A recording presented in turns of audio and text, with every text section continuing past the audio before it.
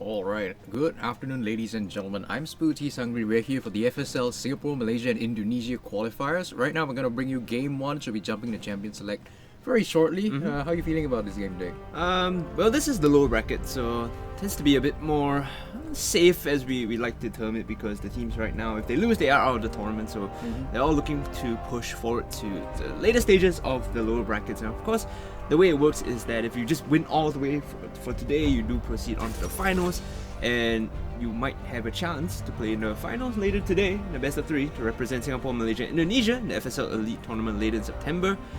Right now, picks and bans are underway, so let's take a look at that. We already see an Ornn locked in.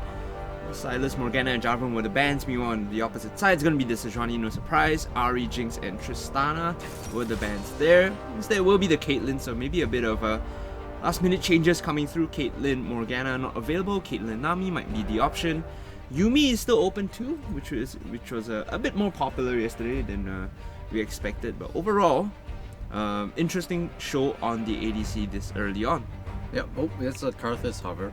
Karthus jungle! Yeah man, it's an EU special. To be fair, it does. Okay. Well, I was about to say it does fit the playstyle of Blockhead, who, if you remember yesterday, was counter jungling quite significantly in the game. So, Karthus is one of those champions where you want to power farm, you want to know where your opponent's camps are, so you can sneak in and take them if you're feeling confident. But nope, it's going to be Sejuani locked in, and the response here from Elvrina, it's going to be the Trundle counter pick, and the Sivir round off the first pick phase here for the FrostFire ladies. Overall, Trundle will counter Sejuani pretty well, able to steal her defensive, and Sivir's gonna do pretty okay in the lane against Caitlyn. Might get a bit oppressed due to the discrepancy in attack range, but going into the late game and even the mid game, I think Sivir will hold up just fine. Yeah, the thing here is that if you're playing the Caitlyn, you do need to be able to press your advantage early on before Sivir gets her items in, because if you're matching item for item, Sivir's just going to be able to push you in consistently with Ricochet and Boomerang Blade, and you won't be able to punish and trade. That being said, Lux here will be the lock-in, just might be the Lux support here with Caitlyn, which is relatively oppressive, although we have seen the Lux mid yesterday as well. Yeah, I think it's best if you put Lux into support at the moment, because I don't think picking Lux blind is something you want to do. I think that's not a very safe lane for her. The Lux was counter-picked by Corki yesterday, I think was the matchup, and the Corki ran away with the game, right? Yep, thanks to a lot of ganks from the Jarvan. Yeah, so there is an issue there, but meanwhile, the second ban phase coming through, we see the Yumi. So Sivir Yumi will not be available. Sivir, however, still has a couple of defensive options if she wants to. Meanwhile, Braum will be taken away. So now I'm pinching out the support pool, as we like to refer to the act of banning out certain champions in certain roles. It's going to be a Leona next, which is interesting to say the least. What tells me is they want to put Lux into support so that they can have a good, well, yeah, they want to put Lux into support, but then you don't know what the mid laner is going to be. But one thing I want to draw attention to is this Ornn, because yesterday I think we've seen. I'm not sure if it was Ornn, Jarvan, and Jinx was the composition, and that brought a lot of crowd control to the table, a lot of good, strong frontline presence. That being said, I think Karma here will be the last ban. So the poke style and engage style champions have been removed, but leaking through the draft, it is going to be Aatrox, who was permanently banned yesterday, will be picked up today. I think it was 100% pick ban. There was a certain team that picked up the Aatrox against Kennen, and I remember thinking, wow, this Kennen is misplaying the build.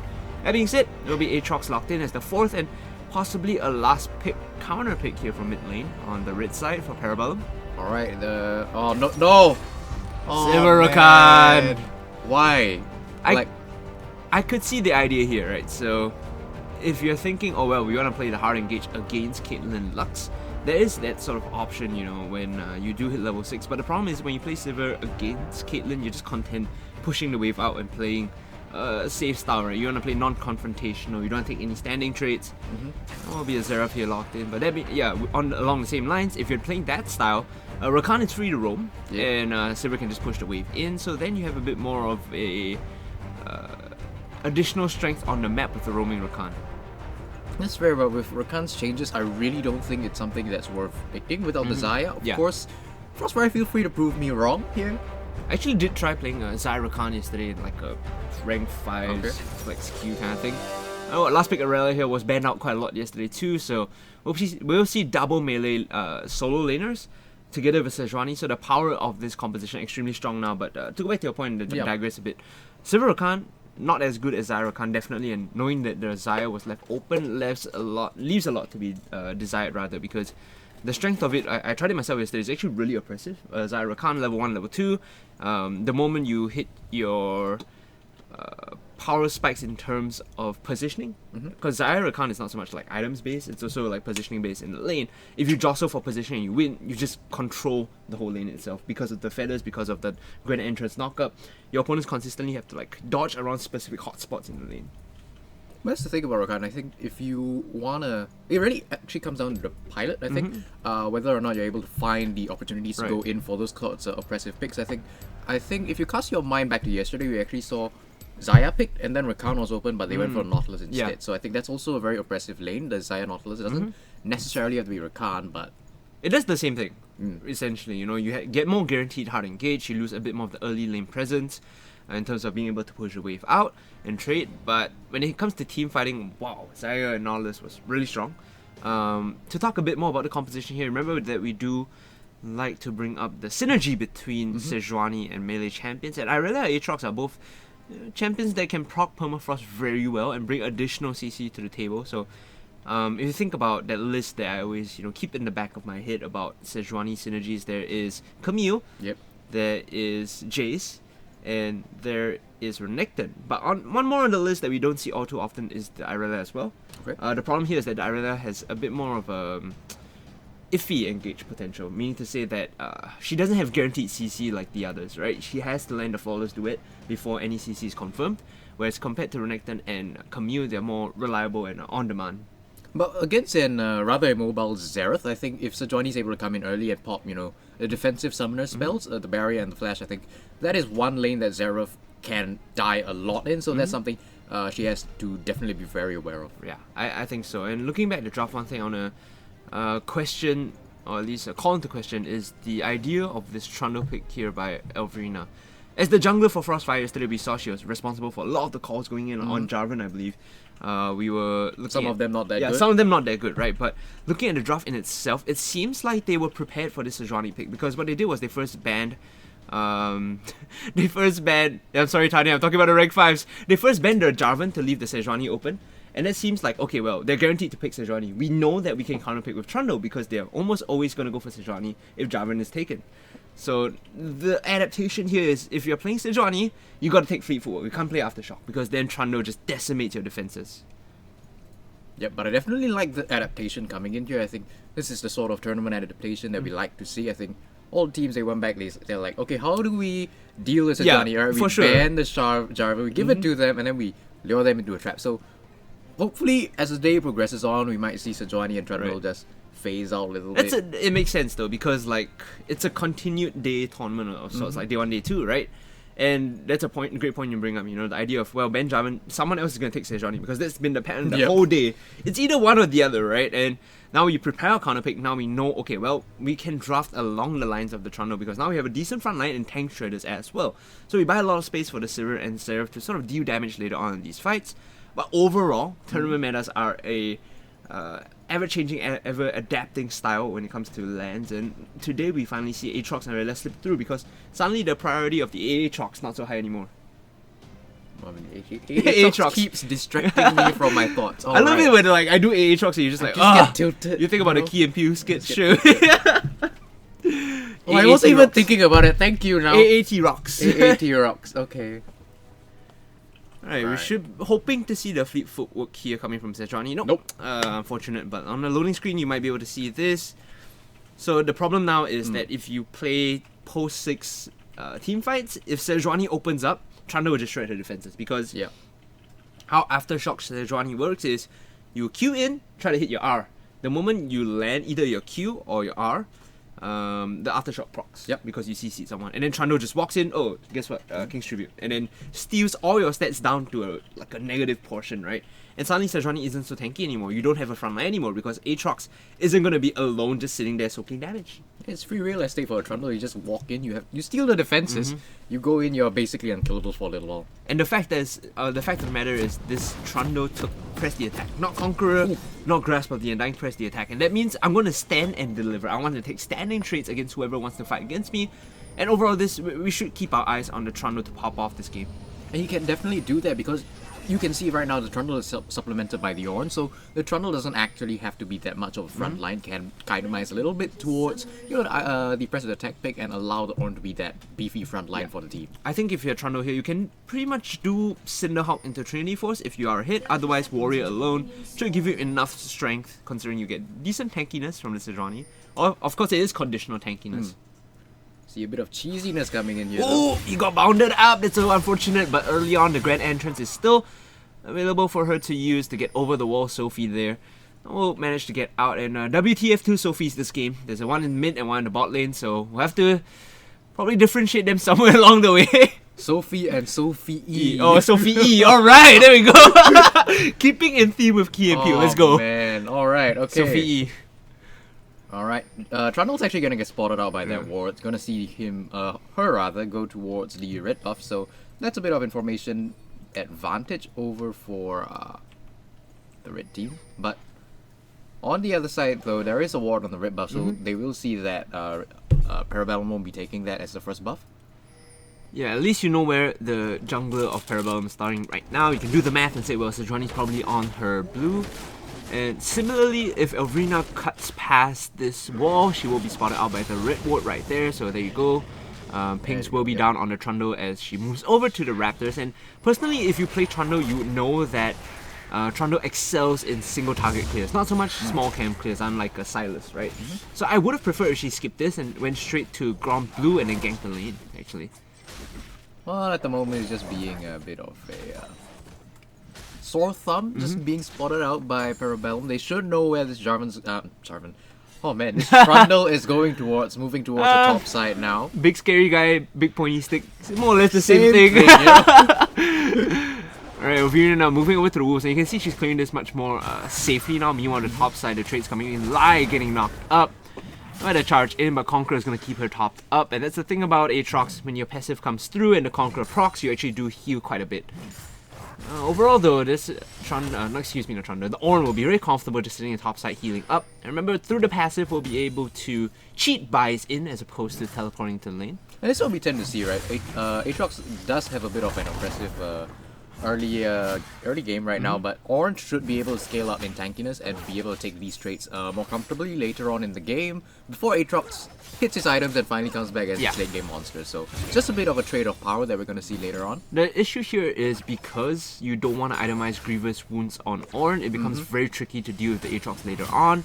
Gank coming in from blockade, you can see she did the 4 camp gank, and right now we'll be moving in, flashing away from the Inferno Chains, and not getting tagged out by the Arctic Assault. However, she is kiting underneath and will get caught by the Permafrost and First Blood, going the way of blockade there. A bit too greedy walking back in for the autos, and it's a small misplay coming through now. Elvrina is going to have to either walk in and catch the wave or be super careful around here. It was a pretty good gank coming in. Of course, the Sejuani was in fact pretty low, but when you're the Ornn, you don't have any damage, so you can't exactly take that gank. Elvrina trying to sneak into the lane to catch a recalling Sejuani, but will not find it, and that's the issue right there. That's why I wanted the Trundle to do a 3 camp gank, just because it's so difficult to clear quickly when you start, or rather move over to the Raptors, right? So you're always late to the ganks. And now Sejuani's 1-0-0 takes up the top side Scuttle Crab, takes that away from the Trundle, and now she's trying for a return gang, it looks like. The lane is going to be pushing up, count the number of minions. There is an extra ranged minion there, and like you said, Scry's Bloom was not used, or rather was used but did not find the Sejuani in the brush. So as the wave slowly evens out, it's going to be pushing up towards Lai. Speaking of which, the gang coming through, Inferno Chains though not being used yet, and finally getting the charge out. Boo Boo on the top side will get out. Yep, just trying to keep this Ornn down. If she is able to get the Aatrox ahead, that's going to be one huge split pushing monster in the mid game. Yeah, but like I said earlier, because you don't itemize Grievous Wounds, it becomes a bit tricky to deal with the Aatrox heal later on. Black Cleaver into Death's Dance is the standard item build, and by the time Lai hits the Death's Dance, she is gonna be doing a decent amount of damage. You know, the mid lane CS is going the way of the Aurelia, who is being chunked out, so she's going to have to be careful about her positioning, but did go for the Ignite, so she's looking for the all-ins in this lane.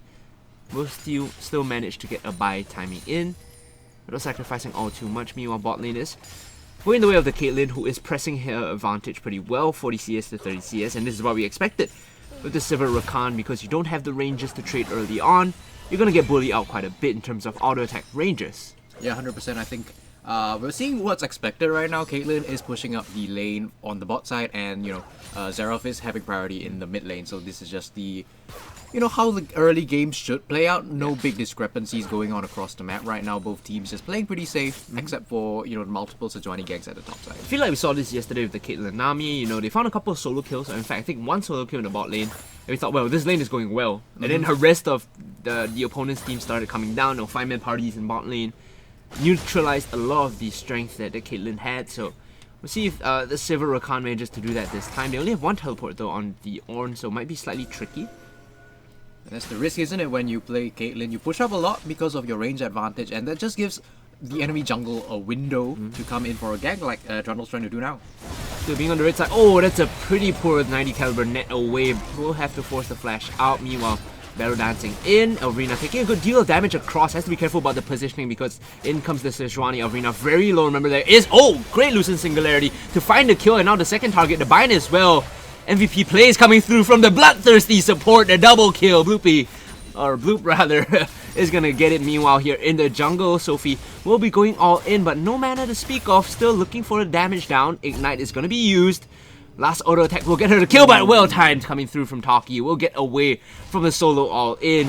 So 2 summer spells used by both mid laners, but the Xerath survives. Yep, 2-0 towards Parabellum. There was a great counter gank coming from Sejuani. That's something that you want to see from this jungler, but we see a fight in top side. Oh, landing the first Q, Inferno Change dodge away from, but doesn't matter because when you move out of the Inferno Change, you're still going to be in auto attack range. I'll go back to my previous point. I think if you actually saw Elvrina auto attack the minion like once or twice, wasted a few seconds of getting out. But overall, I don't think she wants to contest this dragon way too much right now, so it's just going to be free over to the side of Parabellum. A huge advantage at 7 minutes in the game. Yeah, this is not at all what we were expecting. You wanted the early game to go the way of this Trundle strength, but that being said, there's still that window, the level 6 King's Tribute window. But overall, the laners that the lane priority coming through from Parabellum is still pretty decent. Aatrox, Irelia, and the Caitlyn were described to be quite oppressive laners. Yeah, well, at the moment, there's not much you can do right now if you're the Irelia or on the other side the Sivir. You just have to chill out in the lane and just, try to farm. Irelia has a few more tools to get a fight going and hopefully, assassinate the Xerath. Sneaking in here, Lai is going to be moving over to ward up the blue buff, and this is an interesting path coming through because she was not spotted out. The ward dropped down will mean that there is an Aatrox here, and she will have to back off. The knockup not coming through either, but Inferno Chains should not just pull the Ornn back in. This is a massive fight as the Glacial Prison lands on the Ornn, called the Forge God being used, but where is it gonna go? It's not really gonna find anyone as they find the opening kill on the Ornn, and now the Permafrost catching the Trundle there. Q's not really connecting though, as they might have to be careful about their positioning here. Elvrina looking for the Blast Cone out and will be able to get it. Meanwhile, Riot of the Arcane coming through. Last shot will not find it! Remember, level 1 Riot of the Arcane only has 3 shots in, and they will not get the kill off the bat. So it's going to be a single Ornn picked up for nothing in return. Yeah, that was a great bait coming in from the Aatrox, just, walking back and forth saying, Ornn, I'm here, you can come and kill me. Waiting for the rest of the team, Sejuani and Irelia to path up into that river where they can take that fight and find the kill. Yeah, they've managed to steal the blue buff away as well, so FrostFire not starting the game out in the best position. 9 minutes in, 0-5, 2.5k down. The story is whether they can get to the team fight stage. Still in the late game, Xerath and Sivir have a ridiculous amount of wave clear, so sieging against them is going to be slightly tricky with 3 melee champions as well. Well, we might actually see this game drag on then if that's how this is going to play out, but as it stands, about 3k gold lead towards Parabellum, so we're going to have to see how they're able to extend this advantage. I think one way you can do this is by, again, paying attention to mid lane, because Xerath is still going to have a bit of priority, he's still going to be able to push up, so that is one pressure point that Sejuani can try to punish. coming through here. The trade's already starting to come into effect. Remember, the buys were good coming in from the Caitlyn. There is a huge item advantage in favor of the ADC on Parabellum. BS and pickaxe into absolutely nothing. Meanwhile, gang coming through once more, having to flash out. Boo Boo doesn't want to stick around for the permafrost, who is not going to get caught out because she was expended, or rather she did expend the summer spell. Yeah, this Ornn is just really sad right now. It's playing super safe on the side of the map that you can't actually do a lane gank in, but still getting ganked by the Sejuani nonetheless, having to flash about, what, 2-3 times already this entire game? Look at the items coming in from the Aatrox. This is like the Vladimir version of top lane bruises, right? You go for Kindle Gem, you go for the Caulfield Warhammer for the cooldown reduction so you can get your Q up more often.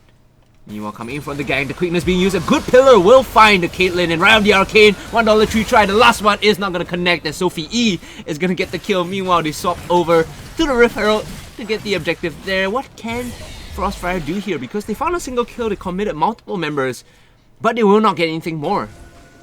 Well, Ornn was pushing up a little bit, so that may have been something that they might want to commit to since nobody else was there to provide the backup to that top lane. But instead, it seems they're just gonna take the Rift Herald back off and see what I can do, but oh boy. Yeah, they should not have been in that position. Boo-Boo, unfortunately, coming in for the ward clear will get picked up. It was a booby trap there, was it? Yeah, booby trap. Yeah. A ward there coming through. A bit unfortunate, but oh well. I think the tilt is starting to set in. I was just praising the Ornn for backing off. Yep. You saw a ping. You know the Sejuani's at top side. You absolutely should not be walking up that far. And what this does is just gives a window for them to 2 plus Rift Herald towards the top lane. But looks like Blockhead doesn't want to take that trade. Arena coming in to cover the top side, puts a control ward down and will collect the wave. So she's looking to go towards Cinderhawk for the additional tankiness, but overall, vision control super solid from the Parabellum ladies. Multiple wards being put down.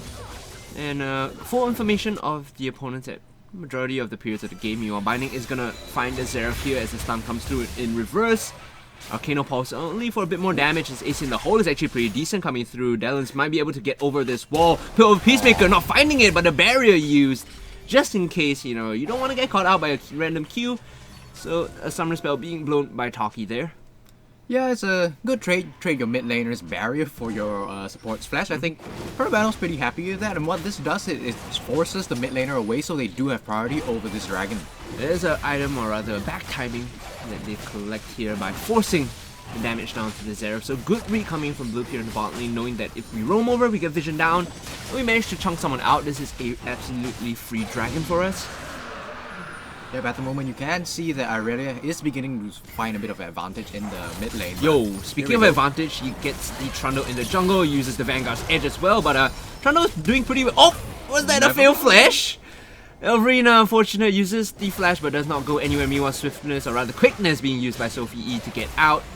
Good amounts of stuns following through, but that's going to be a disengage coming through from the support of FrostFire. Elverina's not having exactly the best day with disengaging, first auto-attacking the minions when you're trying to run away and then failing flash into a wall. It's a bit unfortunate. That's just maybe some nerves playing in the lower bracket right now, but we do see a fight and a dive in the mid lane. CC chain coming through, stopwatch being used by Taki to get a bit more space, but the Blade Surge is going to go through, but Sophie's going to fall down in return. So once more the flash coming through, the ladies here not having a good day of their flashes.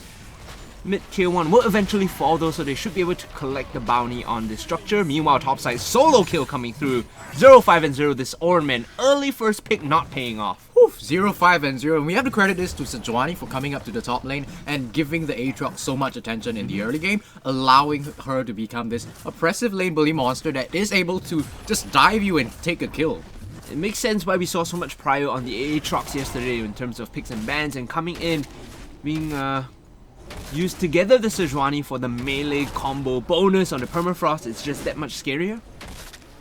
Top is not gonna go down just yet as LIE or Lai is gonna back off. Meanwhile, mid lane still down to about a 10th of its health. The Rift Herald there wasn't able to pick it up either. So overall structures are still 0-0, but majority of the tower plates have gone down.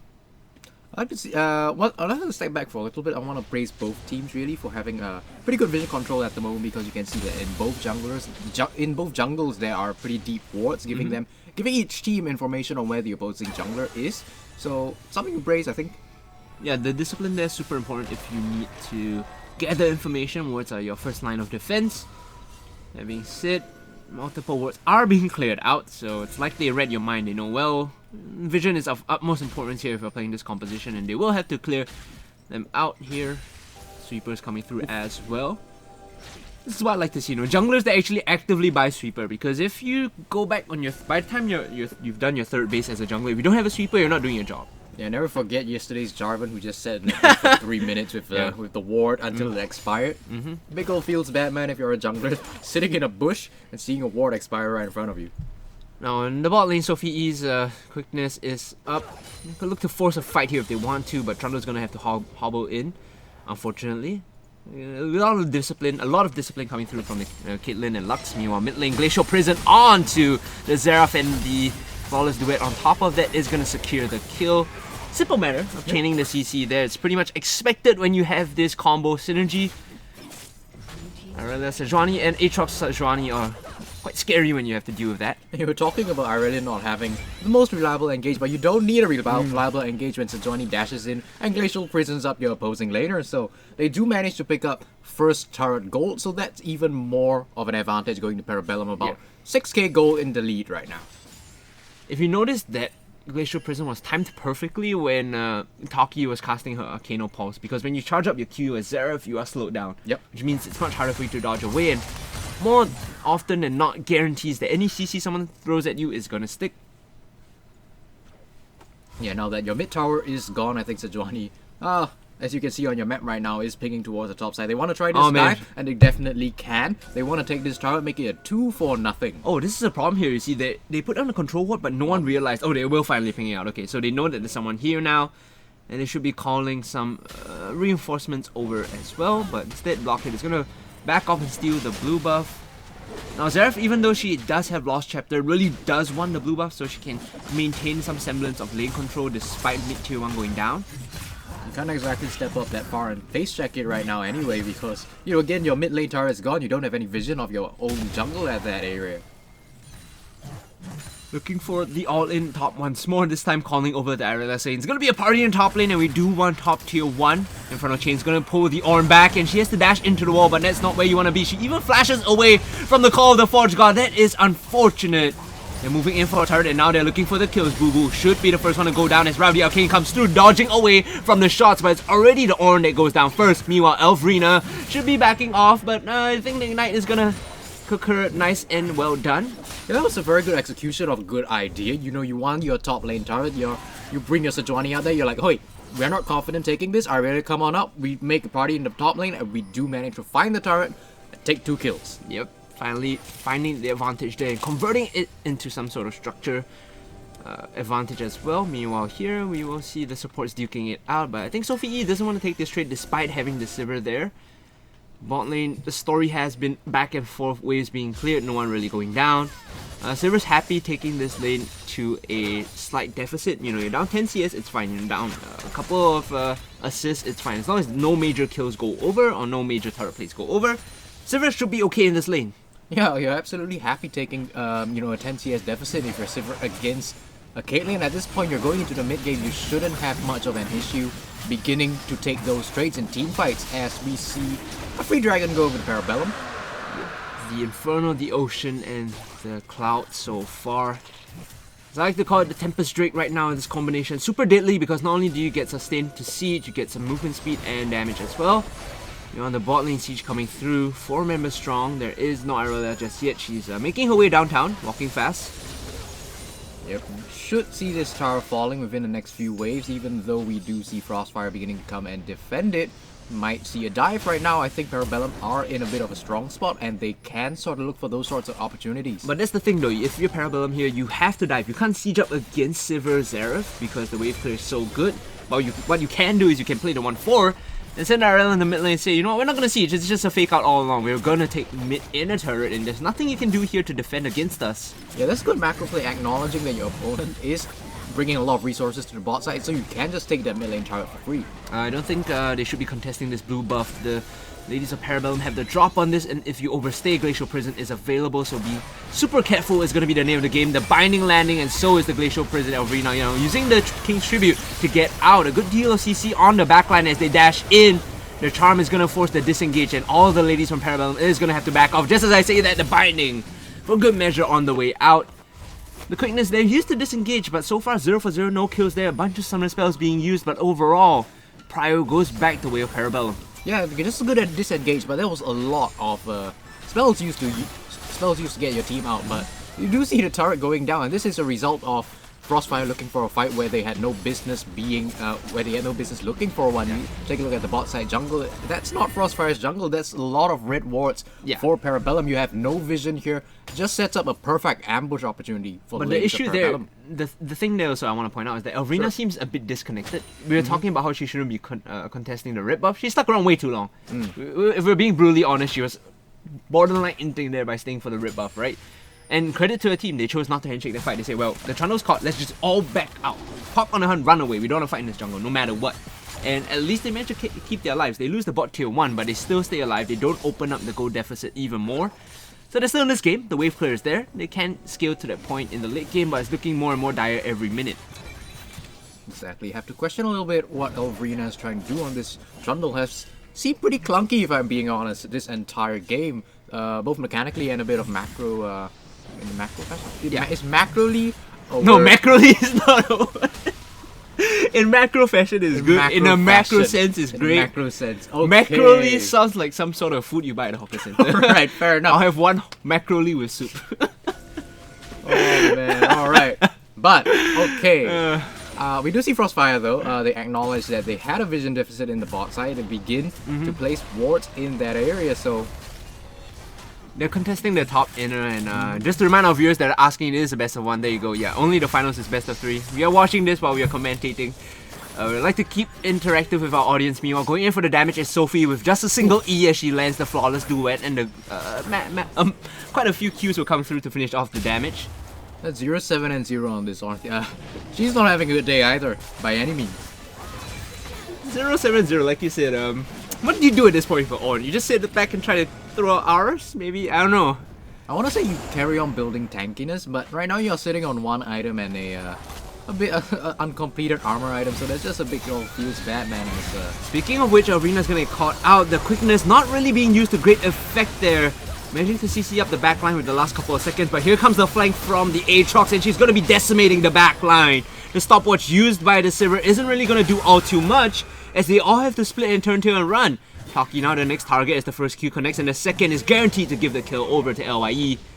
Baron is up, Baron is going to be taken down, and mid is going to be, bot tier 2 is going to be finished off. Ooh, 6-0 and 3 on this Aatrox. We haven't been paying a lot of attention to this top laner, but she has been slowly ramping up and taking all these kills, finding advantages for Parabellum, and this eventually is going to translate to this Baron, which should be taken without any contest. Remember there was a 4v5 as well. I believe Aurelia was nowhere near that fight in the jungle. She was actually just split pushing on the bot lane with a Triforce, so it's a testament to how far ahead Parabellum is compared to FrostFire, and using the range on the Caitlyn, I love doing that as well. When I do play Caitlyn, you can sit over the wall on red side and just auto attack away.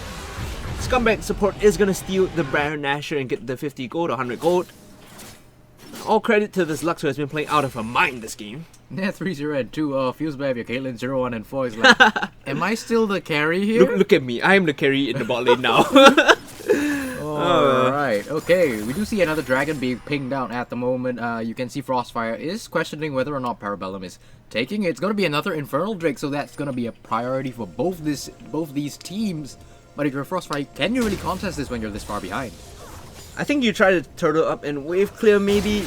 That's your best bet, honestly, because you can still stall the game out, but your opponents are so far ahead that they can actually pull the trigger and dive you if they want to. Look at the level differences in every position. It's enough for them to say, you know what, we'll take some casualties if we decide to dive you, even if we play poorly, but chances are we will be able to end the game off a dive. Even like you said, there was a 4v5 earlier, which resulted in the Baron, so you don't actually even need your Irelia to take that trade. Yeah. Imagine if Irelia was there, I think they can just go for a clean sweep and end the game right off the bat their way. Look at Aatrox's items coming through. Like I said, Black Cleaver and Death Dance bought up and ready to go. And because no one wants to itemize Grievous Wounds at this point, whatever she's doing in terms of damage is just free healing that she's going to be getting. That effectively extends her life span in these fights. It makes her so much more effectively tanky as well. So your front line is a very tanky Sejuani and Aatrox who's going to be lifestealing up permanently. continuing the 1-4 right now. Sieging both the mid lane and the top lane is the Aatrox. So at this point, FrostFire, they have to play this perfectly because any sort of mistake can get punished by Parabellum and can actually just lose you the game straight up. Waves being pushed in here, but immediately defended. With the Baron buff, it makes it a bit more difficult for Zeref to clear the waves out. You know, Jasmine is still going to have a decent time and a decent run at it, clearing the waves, moving in super aggressively at Parabellum. 4 members strong in the mid and 1 on top as the Glacial Prison will find the perfect target there on the Sivir. Now they have to disengage. Here comes the Call of the Forge God to finally shut down the Sejuani, but like we said, even if we dive, we might lose a couple of members, but we will still finish the fight and kill you guys and possibly end the game. It's a double kill for the Irelia. There's still 3 members in the base as they find 4 on the back, and they will get an inhibitor and possibly more here. It looks like they're going for more, but that was a beautiful engage from Sejuani. It's one thing you can do. You dash in one direction, you Glacial Prison in the other. Your enemy just doesn't expect it coming, and it does end up picking the kill on the Sivir, which allows them this opportunity to go for the Nexus. Arcano Pulse being used by Taki to clear the wave, but absolutely no effect there as LYE pushes in to close the game out. Right, the Arcane, 3rd shot, 4th shot, you gotta remember, but no, Nexus going down, and congratulations, Parabellum will advance into the next round. Commiserations, unfortunately, for FrostFire for a very unfortunate opening game of the day. Yep, FrostFire. I'm not gonna mince words here. Thoroughly outclassed today. I think 4-20. That's a lot of a damage discrepancy going on. Oh man, that Aatrox. We haven't talked a lot about her, but she's been doing work this game. I mean, you did get early ganks coming through from the Sejuani, and Ornn didn't really respect the potential to make the plays. The chain CC coming through, and that's what you get. You invest money in the Aatrox, and you get back good returns. Good Stonks. returns. Stonks. Alright. Well. Okay, guys. Our next match here, however, is gonna be a continuation of the lower bracket. We're still waiting for a concurrent match to be played. Yep. To fruition, and once we do have the results, we will update the roster for you and the brackets. But for now, guys, we will be going for a short break. When we come back, we'll have the next matches up for you. Stay tuned to the stream. All the information should be there. We'll be right back.